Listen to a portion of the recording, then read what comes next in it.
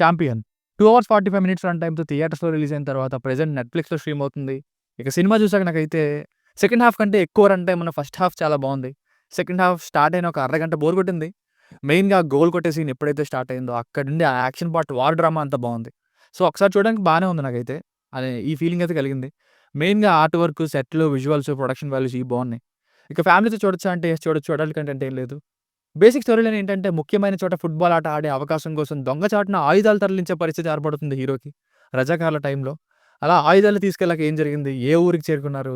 వీళ్ళ పరిస్థితి ఏమైంది? చివరికి ఏమైంది? అన్నది story. Plus points. First half అంత మంచిగా సీన్ బై సీన్ డెవలప్ చేసుకుంటూ వెళ్లారు.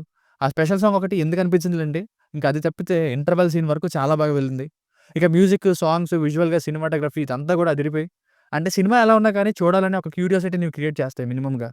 ఆ 'గిర్ర గిర్ర గింగిర' అనేవి సాంగ్ సిట్యుయేషను, పిక్చరైజేషన్ 2 బావున్నాయి. ఇక పెర్ఫార్మన్సెస్ కూడా బావున్నాయి. అండ్ ఇంతమందిని చాలా బాగా హ్యాండిల్ చేశారని చెప్పాలి. అండ్ ఒక విలన్ క్యారెక్టర్ కూడా బా నచ్చింది నాకు. ఎస్పెషల్లీ క్లైమాక్స్ ఫైట్, ఆ గోల్ కొట్టే సీన్, ఇంటర్వల్ ఇలాంటివి మేజర్ హైలైట్స్‌గా చెప్పుకోవాలి మూవీలో. Minus points. Second half slow అయిపోతుంది సడెన్‌గా. అంటే అప్పటి వరకు ఫస్ట్ హాఫ్ రగులుతున్న ఫైర్‌లా ఉంటే సెకండ్ హాఫ్ సడెన్‌గా చల్లారినట్టు మారుతుంది. అక్కడే ఆ ఊర్లోనే అందరిని ఆదుకున్నట్టు లవ్ స్టోరీ ఇలా కొంచెం ప్లెయిన్‌గా మారిపోతూ వెళ్తూ ఉంటుంది. ఇక 'రజాగార్ల' టైంలో ఫుట్‌బాల్ ఇంత హైలైట్ అయిందా? ఇంత ఫిక్షనలా అని కూడా చాలా మందికి అనిపించొచ్చు. మెయిన్‌గా హిస్టరీ తెలిసిన వాళ్ళకి. ఇంకా యాక్షన్ సీన్స్‌లో కంప్యూటర్ గ్రాఫిక్స్ లో లెవెల్‌లో ఉన్నాయి. అలాగే పాట్రియాటిక్ ఎమోషన్స్ ఇంకా స్ట్రాంగ్‌గా ఉండొచ్చు. సో, ఫైనల్‌గా మూవీ వర్డిక్ట్ ఏంటంటే సెకండ్ హాఫ్ కొంచెం స్లో అవుతుంది. అలాగే కొంచెం లెంథీగా ఉన్నా కానీ ఓవరాల్‌గా మూవీ చాలా పోర్షన్స్‌లో ఎంగేజ్ చేసింది. డీసెంట్ పీరియడ్ వార్ డ్రామా అని చెప్పొచ్చు. దీనికి రేటింగ్ వచ్చేసి ఇది నా ఒపీనియన్ 3/5.